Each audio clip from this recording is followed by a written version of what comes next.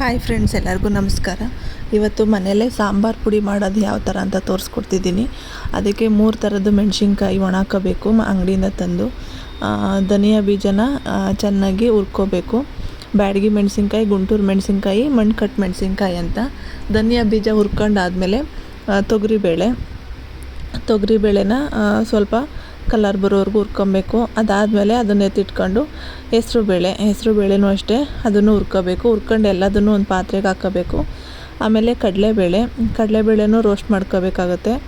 ಅದಾದಮೇಲೆ ಉದ್ದಿನ ಬೇಳೆ ಆದರೂ ಆಗುತ್ತೆ, ಕಾಳಾದರೂ ಆಗುತ್ತೆ, ಅದನ್ನು ಅಷ್ಟೇ ಬಿಸಿ ಮಾಡ್ಕೋಬೇಕು. ಅದಾದಮೇಲೆ ಗಸಗಸೆನೂ ಅಷ್ಟೇ, ಅದನ್ನು ಸ್ವಲ್ಪ ನೀಟಾಗಿ ಬಿಸಿ ಮಾಡ್ಕೋಬೇಕಾಗತ್ತೆ. ಅದಾದಮೇಲೆ ಸ್ವಲ್ಪ ಮೆಂತೆ, ಎಲ್ಲದೂ ಅಷ್ಟೇ ನೀಟಾಗಿ ಸ್ವಲ್ಪ ಬ್ರೌನ್ ಕಲರ್ ಬರೋ ತನಕ ಬಿಸಿ ಮಾಡ್ಕೋಬೇಕಾಗತ್ತೆ. ಅದಾದಮೇಲೆ ಅಕ್ಕಿ, ಇಲ್ಲಿ 1 ಲೋಟ ಅಕ್ಕಿ ತಗೊಂಡಿದ್ದೀನಿ. ಅಕ್ಕಿ ಆದಮೇಲೆ ಒಂದು ಜಾಯಿಕಾಯಿನ ಚಚ್ಚಿ ಪುಡಿ ಮಾಡ್ಕೋಬೇಕು. ಅದಾದಮೇಲೆ ಅಕ್ಕಿನ ನೀಟಾಗಿ ಬಿಸಿ ಮಾಡ್ಕೊಂಡು ಒಂದು ಅರ್ಧ ಲೋಟ ಮೆಣಸು, ಅದನ್ನು ಬಿಸಿ ಮಾಡ್ಕೋಬೇಕಾಗತ್ತೆ. ಅದಾದಮೇಲೆ ಜೀರಿಗೆನೂ ಫ್ರೈ ಮಾಡ್ಕೋಬೇಕು.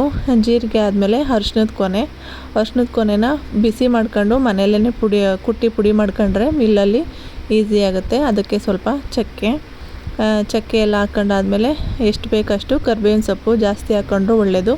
ಇದನ್ನೆಲ್ಲ ಬಿಸಿ ಮಾಡಿ ಅದನ್ನು ಸ್ವಲ್ಪ ಹೊತ್ತು ಬಿಸಿಲಲ್ಲಿಟ್ಟು ಆಮೇಲೆ ಮಿಲ್ ಮಾಡಿಸಿದ್ರೆ ತುಂಬ ಚೆನ್ನಾಗಿರೋ ಮನೆಯಲ್ಲೇ ಸಾಂಬಾರು ಪುಡಿ ರೆಡಿ ಆಗುತ್ತೆ.